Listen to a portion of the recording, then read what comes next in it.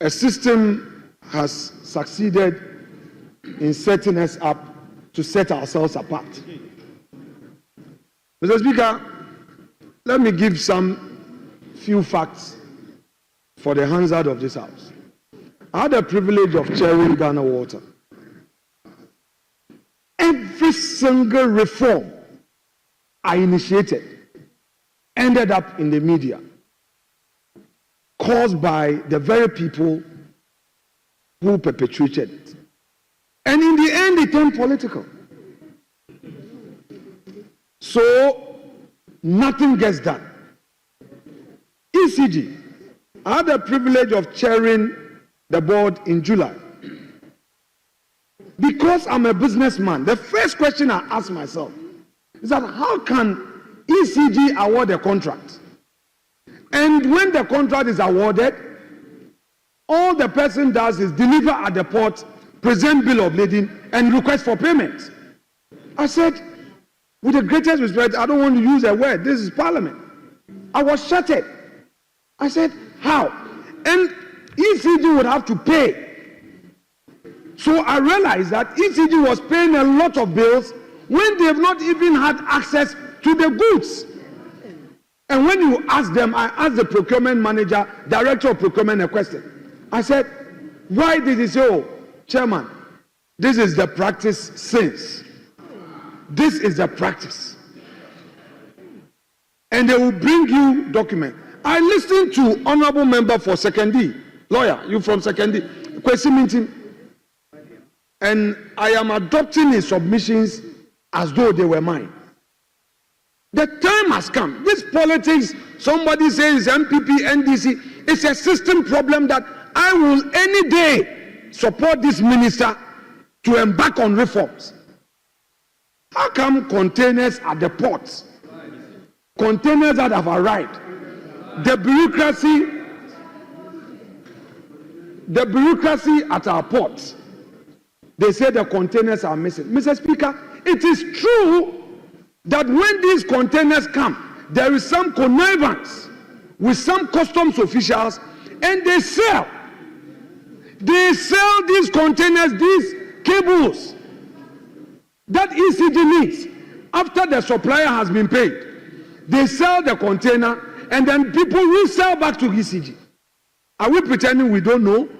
Instead of us to pay attention and kill the rots, then we come here, then MPP, NDC, so now they say, oh, maybe it's happening under MPP, it's happening under NDC. No.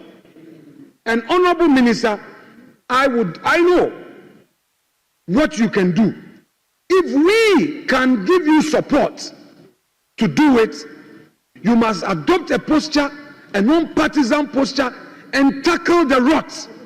But if we all want to approach it, MPP, NDC, Mr. Speaker, it will remain. NDC will spend 4 years, 16 years, 20 years, the same thing will be there. They will come into opposition, and the same thing would arise again. Then the perpetrators will be there in the system. Mr. Speaker, today, Ghanaian businesses cannot sleep because there's a new government, whereas foreign businesses are surviving because their ambassadors will be protecting their businesses. So Ghanaian businesses who did business in MPP time are at risk, whereas foreign companies are surviving because we are quick to say this business is a pro-MPP, so it should die. What are we doing to ourselves? What are we doing to ourselves? Mr. Speaker, I know the minister will come and say, oh, ECG has a huge bill. There is debt. Now who calls them? Us, as a political class. When there are issues, we don't identify the issue and say, this one is a national issue. Let's kill it. We want to play partisan football with it. It comes back to haunt us. How many people pay bills in Ghana? ECG. All the power that we produce. Mr. Speaker, let me hazard a guess. I can say, not on authority, that less than 20% of consumers pay. A lot of factories consume electricity, they don't pay. The prepaid is adjusted all over. At the end of the day, it becomes the death of the state. These are things that if the minister comes and says, look, I am embarking on serious reforms, I will go all out to back him. Because if the nation fails, it affects all of us. And for MPP, NDC, we shouldn't be too comfortable with this democracy. With this day social media, the youths, they are so impatient that if we continue to play this game, they will be watching. We may be surprised. Let's be careful.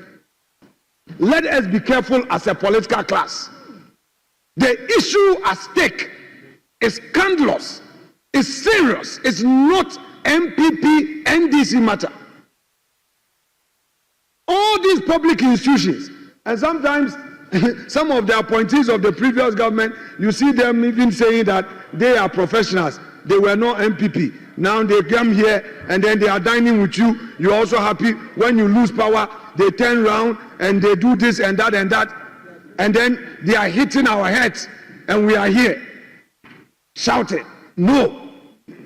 The public system, the public service structure, those SOEs, that government invests so much. Every now and then, we have bureaucracies being established by law, and the state will give money.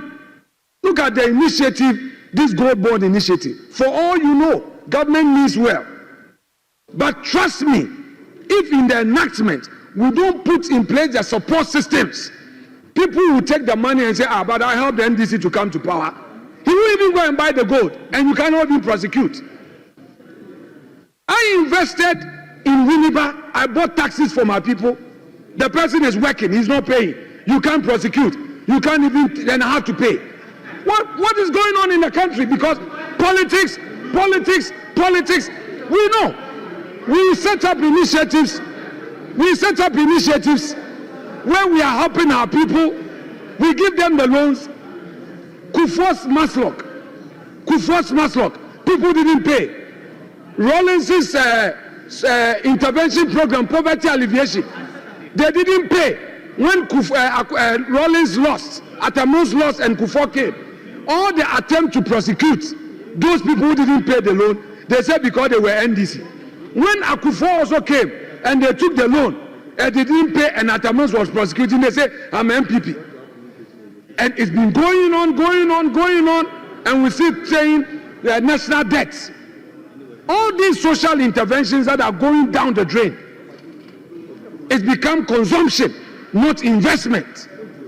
So as a political class, let's wake up. Let's get more serious.